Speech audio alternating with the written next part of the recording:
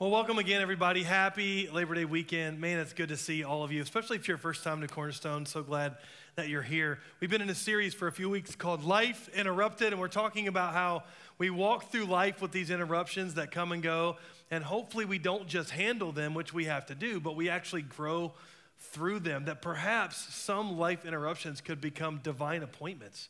That God is speaking into these moments. And last week we talked about how we deal with despair when those kind of like gut-wrenching kind of life interruptions happen. Today we're talking about when an interruption kind of needs to happen.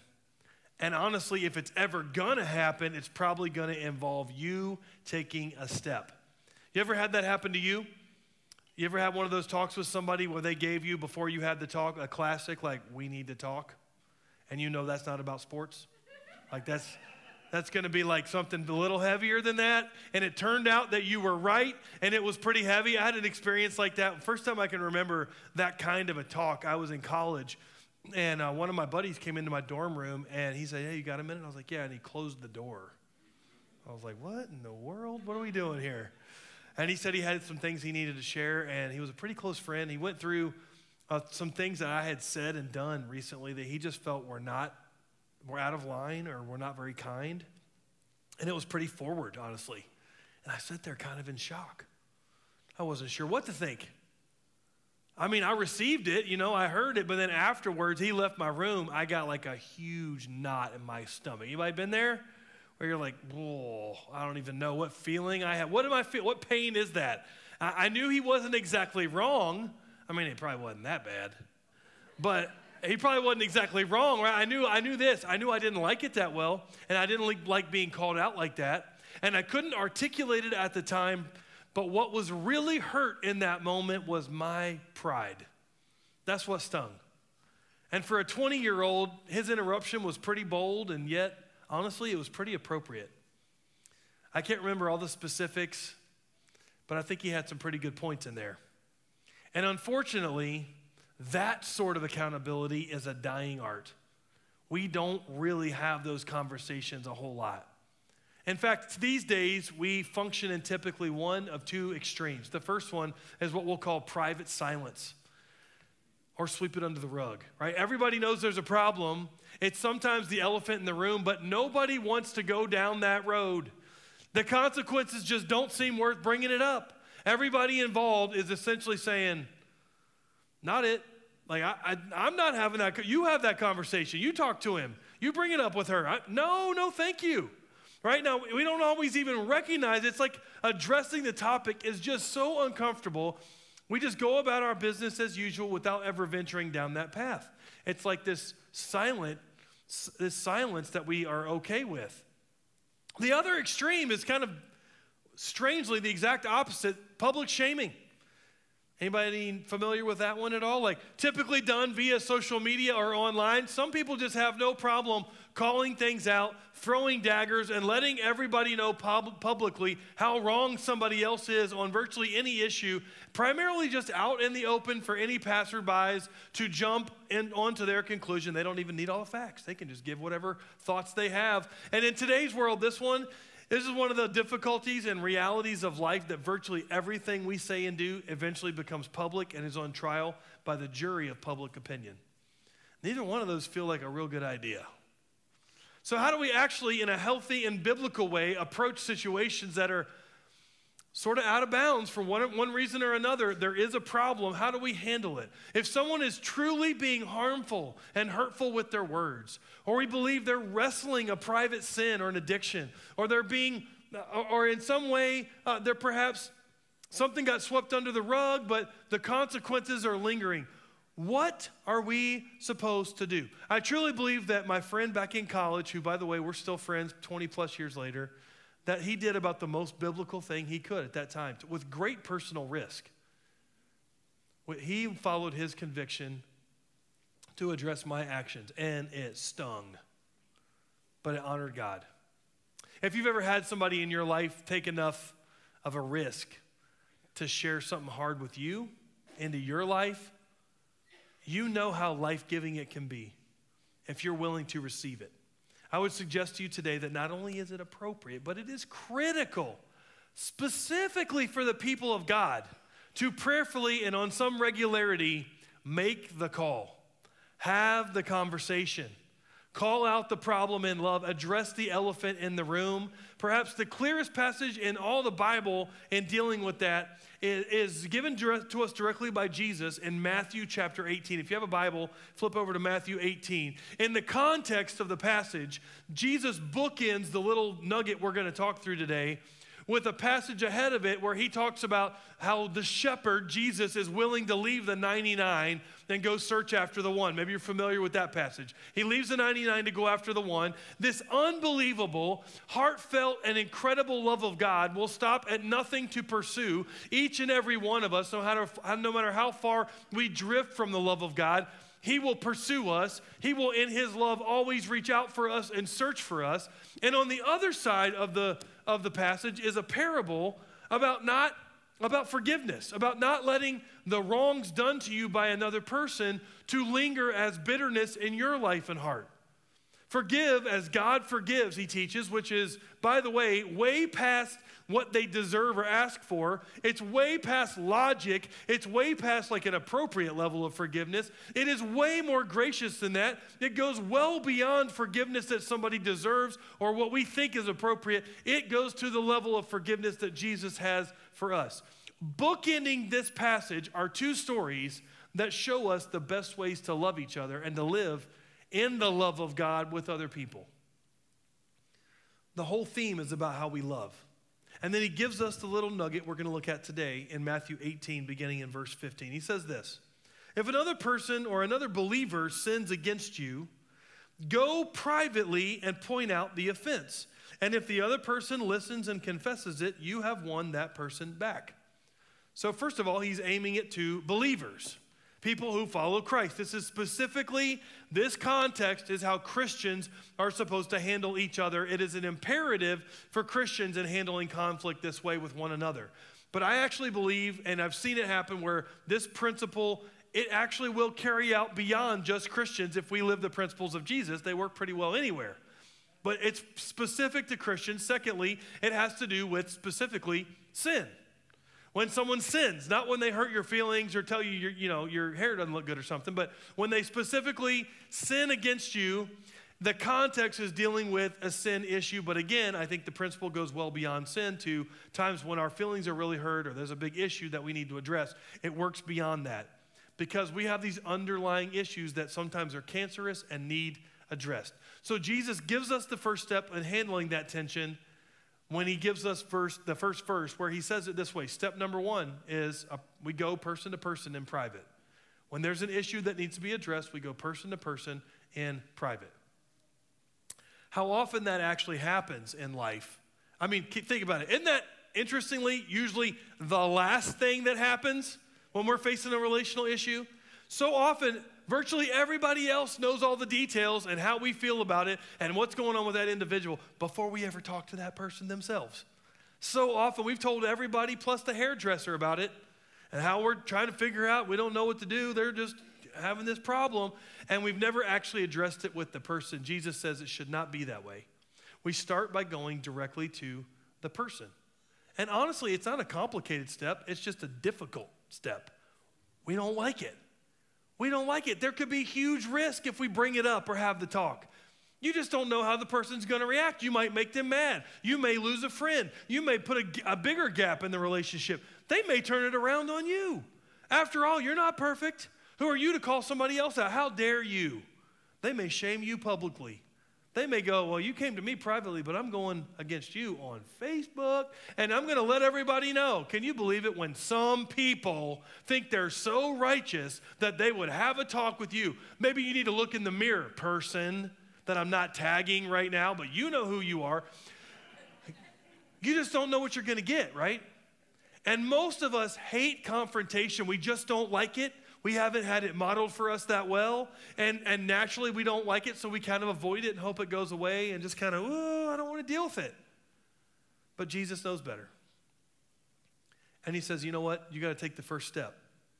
It's not going away by itself. A friend of mine has a middle school son who has had a cavity for 3 years in his tooth. Yeah, he went to the dentist. The dentist saw the cavity and was like, it's so deep in your tooth and it's so small that we're not going to do anything yet. We're going to see how your other teeth sort out or whatever, and we'll see if the cavity grows. Well, fast forward 3 years. Guess what happened? This week, his cheek started hurting like crazy, way deep down in his face. He went to the dentist, and the dentist was like, surprise, you have a cavity that's grown and gotten worse, and Thursday he had a full root canal. So cavities don't fix themselves. They don't get better. You can't ice them, okay? They have to be located, addressed, and health brought into that space. So Jesus says, you've got to go for it. We've got to have the conversation. And when you do, sometimes the person receives it. And when that happens, you have won the person back. And I wish it all stopped and there was only one verse. But sometimes it doesn't go that way. Sometimes it hasn't been restored. And when it hasn't, verse 16.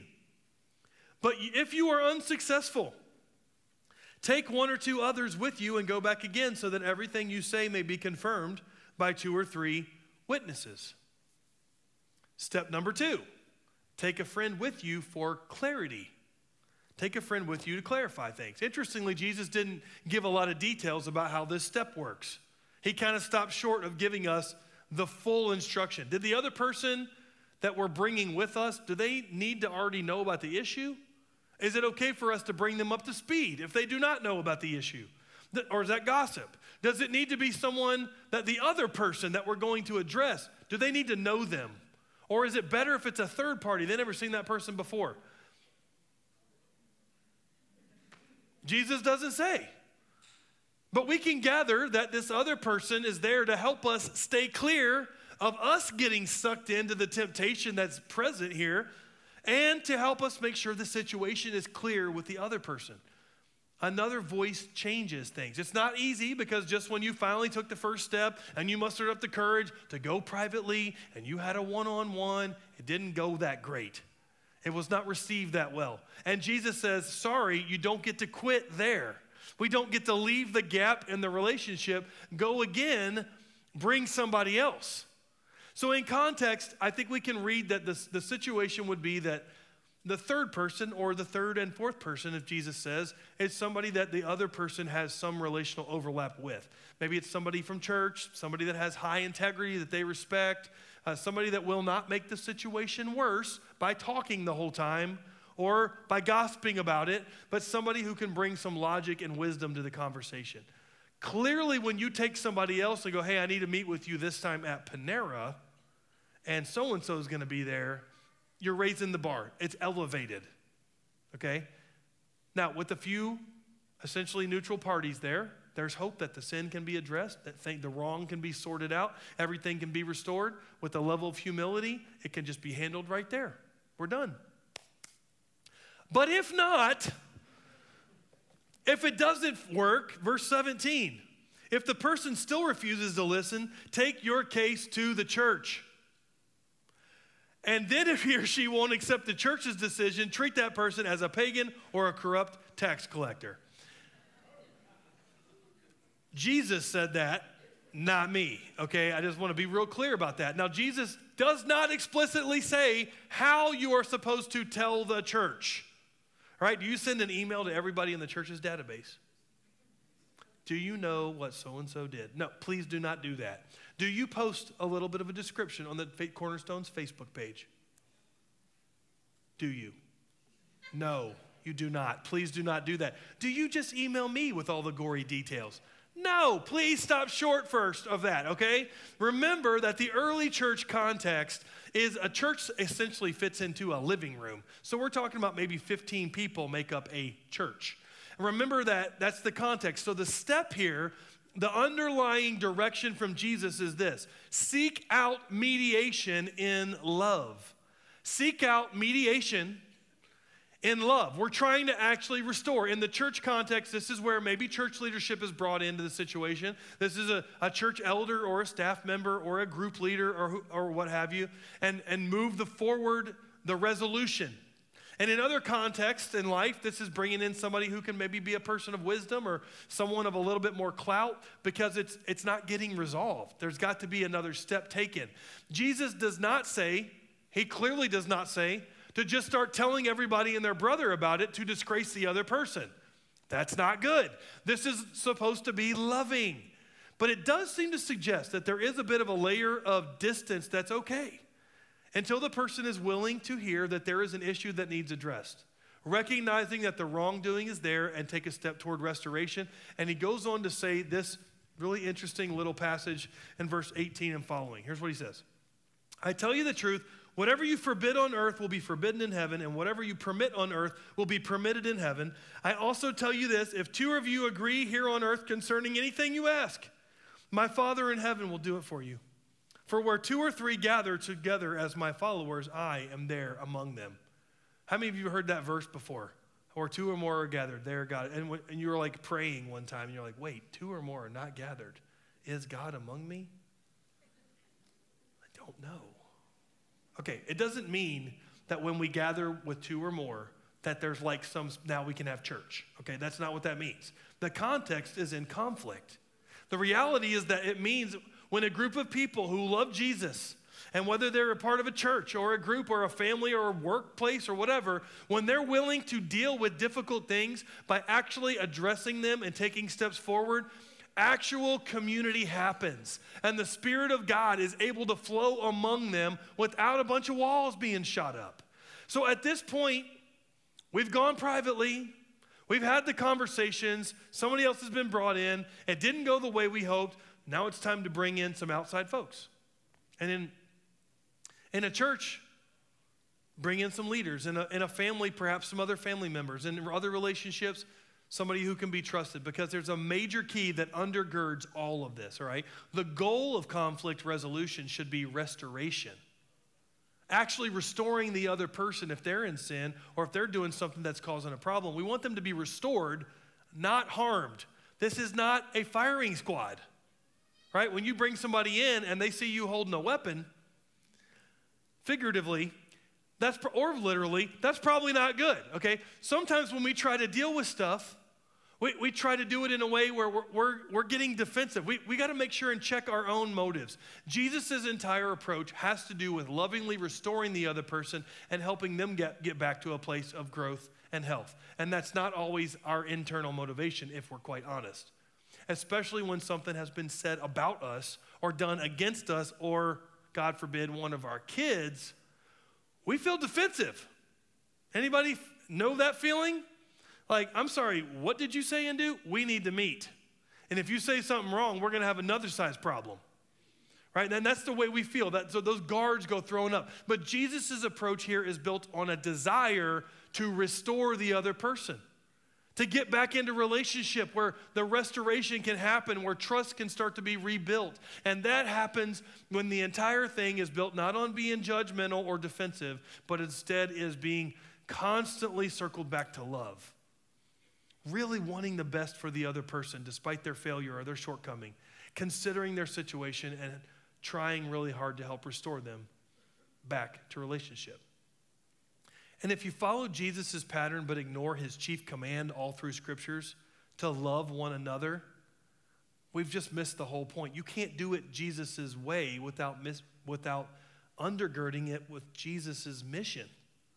Now, the Apostle Paul addresses the same kind of thing after the Gospels in Galatians chapter 6. And look how Paul, you'll see some similarities here as a disciple of Jesus to Jesus' ways. Galatians 6 verse 1, dear brothers and sisters, if another believer is overcome by some sin, you who are godly should gently and humbly, those two words are critical, gently and humbly help that person back onto the right path. And be careful not to fall into the same temptation yourself. Share each other's burdens, and in this way, obey the law of Christ. If you think you're too important to help someone, you're only fooling yourself. You're actually not that important. Just wanted to throw that out there today in case you were wondering, okay? You're not that important. You're not too ungodly to handle a situation, and you're most certainly not too godly or too righteous to handle a situation. You are perfectly in the spot you're in to deal with the stuff that is in line in your life in a godly way, right? Approach the conversation gently and humbly. So many could be healing situations and conversations are botched at the beginning because of bad form. Amen? It just doesn't go well out of the gate. And it matters that we're checking ourselves and making sure our approach to another person is gentle in nature and doesn't come off as harsh or cold, because that really kills it. And this is critical, okay? That our approach is, as Paul says, humble and gentle. No person is free from sin, so calling something out is difficult. So humility in our hearts and gentleness in our words are really, really, really important. But also, Paul doesn't give us an out. Did you see the last thing there? He doesn't say, and if you don't want to, it's fine. He didn't say that. In fact, he's saying there's times where you have to make the call, to have the conversation, to be willing to step into what may be a very difficult thing and carries a bit of risk, yes. But if you know it's necessary and you honor Christ, make time for the interruption. The book of Ephesians, Paul writes as well a little bit about this in Ephesians. Ephesians chapter 4, verse 2. Look at what he says. You'll see again, same themes. Always be what? Humble and gentle. Be patient with each other, making allowance for each other's faults because of your love. Because of love, we're going to be humble and gentle. Because we're wrapping all of this in the godly attributes that Jesus gave us, humility and gentleness. It's because we love people that we're going to do that. Not just in our approach, not just in our words. In all of what we're doing, our attitude is going to be in love. And not only when we're delivering, but frankly, when we're receiving a hard conversation, let's wrap it in love. Let's receive it in gentleness and humility. Because who likes for somebody to say, we need to talk. I got some things I need to share with you about what you've been doing. Anybody like, I love it when that happens. Nobody likes that. So often when somebody has something to point out where we're out of bounds or we've made a mistake or we need to address an issue, we are so ready to defend ourselves and call everybody else what? Judgmental. Do they know who they are? I don't even like what, after all, who do they think they are? Do they think they're perfect? You think I'm not trying? I'm trying hard. I don't have it all together. I know. Neither do you. Maybe you need to look in the mirror instead of coming up in here.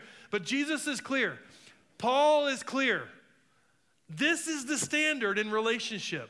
When conflict is present, humble yourself, be gentle in your reception and your delivery, and make allowance for the things that the other person gets wrong, says wrong, doesn't deliver perfectly, didn't think about it. They brought up that one time when they never should have brought that up because that has nothing to do with it, and that just spirals the conversation. Give them grace and work through it for restoration. And maybe, perhaps, if everybody's willing in that moment to open the door to the Holy Spirit to do his work, that God-sized things will happen. What if instead of allowing ourselves to be defensive when we're approached, we actually just soak it in and we have the courage to take the step or make the call or receive it, and we do so in humility and gentleness. We actually, when somebody's saying something and it's not even a perfect way, we just go, it hurts, but I'm thankful that you're saying it. Well, you don't even know how bad you are.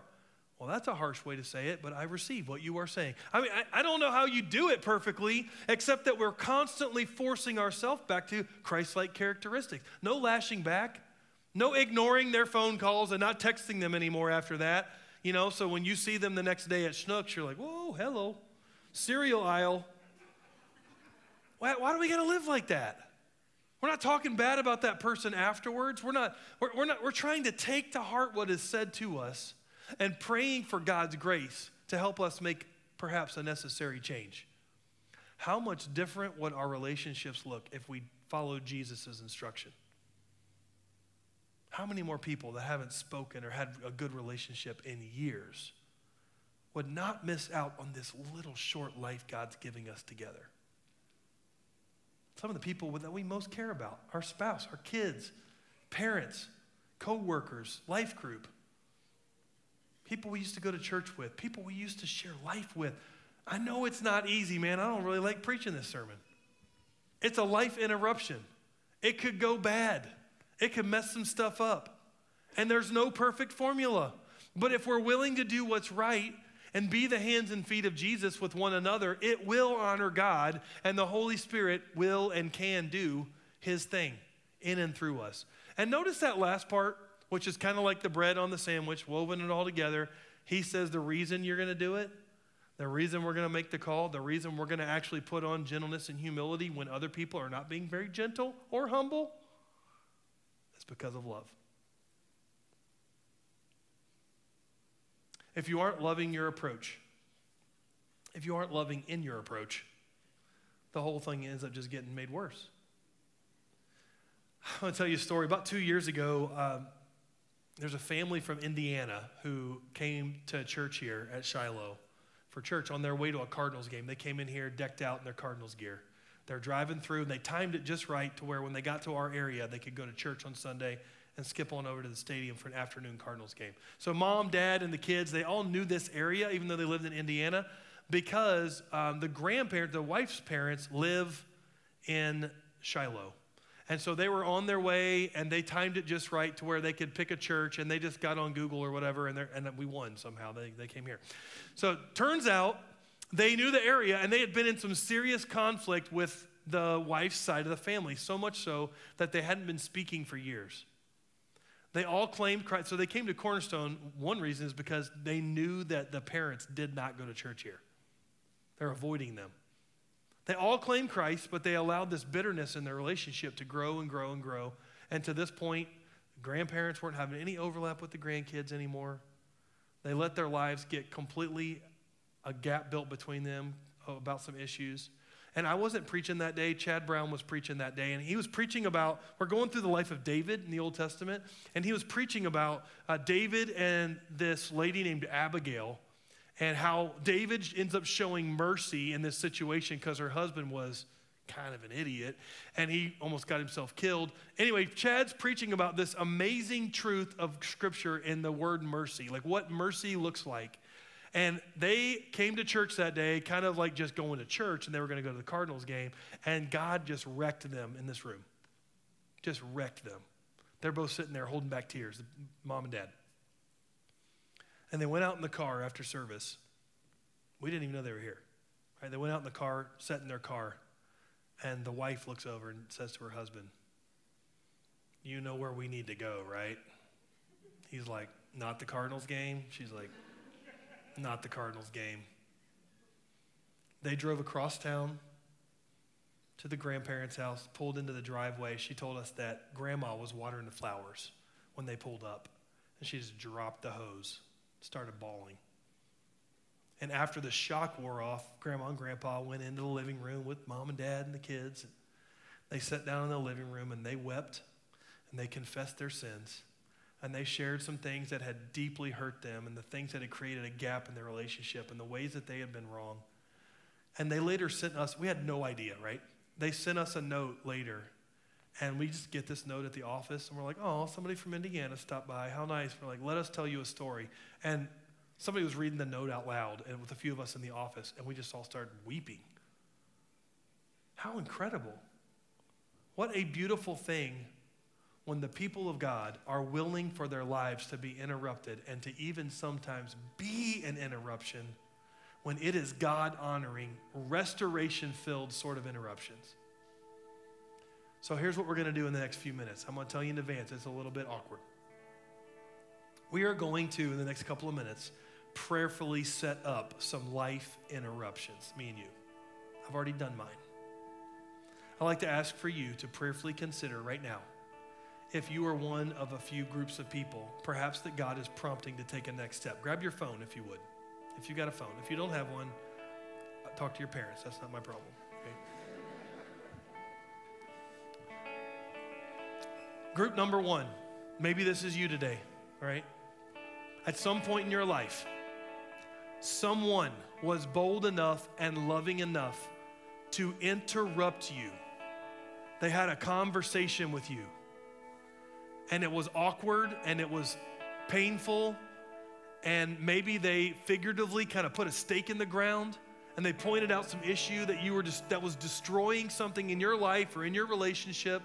And for some of us, we have a person or two that truly changed our lives because they were bold enough and willing to risk the relationship enough to do what is right and to make the call in our lives. And they made the call and they interrupted us, and it wasn't all that fun, but in hindsight, it was so life-giving. It was life redirecting. And here's what I want to ask you to do today.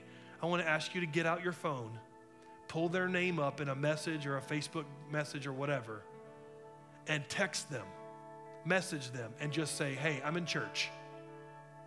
I can't tell you how thankful I am that we had that talk or that season. I just want you to know how thankful to God I am for what you said and did in my life because it redirected things. It probably wasn't perfect, actually. That's okay. Thank them anyway for the courage that they had to interrupt the destructive path. Some of us have those people. Somebody you just need to thank today. And I'm going to tell you right now, go ahead and start texting them, if that's you, right? Pull their name up, start messaging them.